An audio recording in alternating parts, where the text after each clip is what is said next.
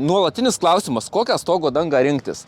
Tai šito negaliu pasakyti, nes tai priklauso nuo noro ir galimybių, bet galiu tiksliai pasakyti, kurios dangos nesirinkti. Tai tokio profilio skardinio, nes čia bėdų bėda. Pagrindinis tokios dangos privalumas yra, kad ji gali būti montuojama labai ant žemų nuolydžio, nes banga aukšta, didelis kapiliaras, jeigu kažkas prasisunkia, vis tiek nubėga į lataką. Problema yra tame, kad šitas profilis yra pusapvalis ir kada sukasi varžtai, jie neprisispaudžia pilna tarpinė. Reiškia, vidurys visada būna prisispaudęs silpniau. Tada, kadangi nesisuka į kiekvieną bangą, tai labai turi didelį judėjimą. Ta prasme, čia kažkur paspaudė sniegas iš vienos pusės svoris ir jau šita vieta važinėja. Iš ilgio taip pat važinėja.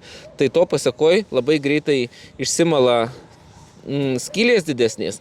Ir per šitas tarpinės jos irgi atkyla ir pradeda praleidinėti. Ir tada turime labai daug skylių, kurių niekaip normaliai negalima priveržti. Tai čia pastoviai būna su šita danga vargsti ir vargsti. Ant to žemesnio keitėm užpernai visus varžtus. Čia dabar jau atkeliavom, vėl reikia viską peržiūrinėti.